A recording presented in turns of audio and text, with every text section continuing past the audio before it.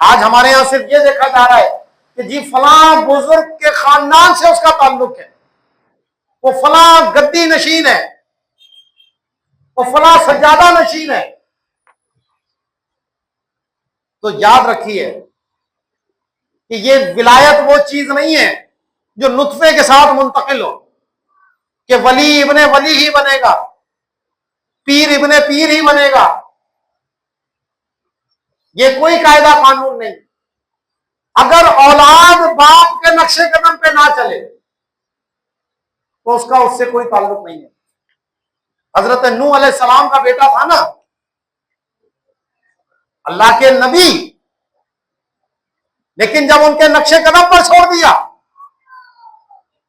तो कुरान में अल्लाह क्या फरमाता है,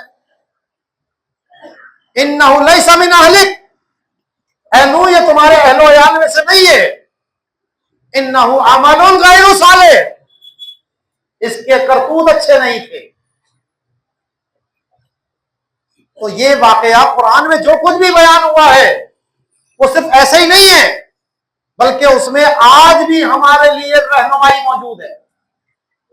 तो जो औलाद अपने बाप के नक्शे कदम पे चलेगी, उनके तरीके पे चलेगी, उनकी तरह नेक बनेगी, परहेजगार बनेगी, तो अल्लाह की तरफ से उनके लिए इनामात हैं।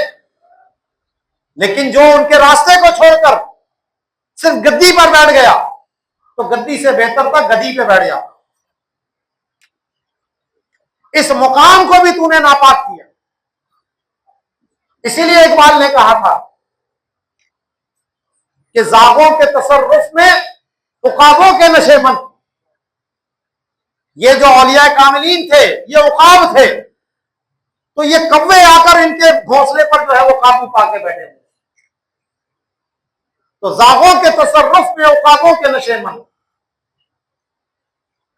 तो ऐसे सज्जादा नशीन कि जो शरीयत के पाबंद ना हो, दीन के पाबंद ना हो, भले वो कितनी बड़ी ऊंची गद्दी हो, भले अपने नाम के साथ वो कितने अलकाब लगाता हो, ना उसकी बैत जायज है, ना इससे निस्बत रखना ना दुनिया में कोई फायदा देगा और ना आखिरत में कोई फायदा देगा, क्योंकि ये तो खुद वहां लाइन में लगे हुए होंगे।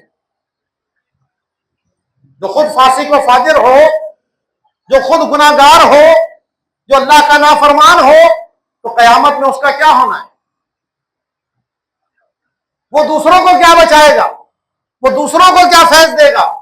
वो तो खुद अपना हिसाब किताब देने में लगा।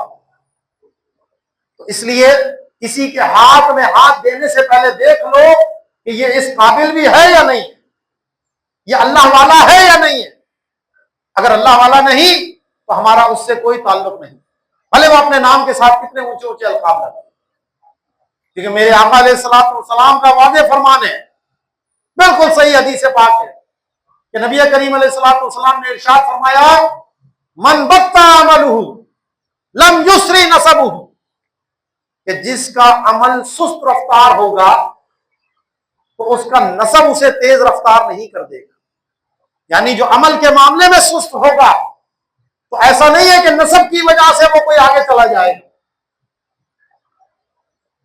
नसब की शान होती है, निस्बत की बरकतें होती हैं, लेकिन तब जब आप उस निस्बत का भरम भी कायम रखें।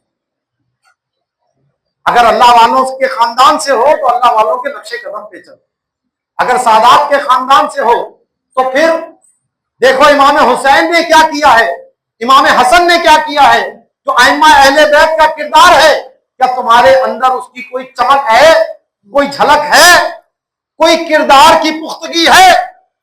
अगर नहीं है तो फिर अपने गिरेबान में अपने आप को झांक कर दो कि ये जो बुजुर्ग हस्तियां हैं ये खुद तुमसे खुश होंगी या नाराज होंगी। तो बड़े बड़े अलकाब लगाने से कोई फायदा नहीं है। उनके नक्शे कदम पर होगे तो इंशाअल्लाह उनकी रहमतें और बरकतें भी सारी की सारी हासिल।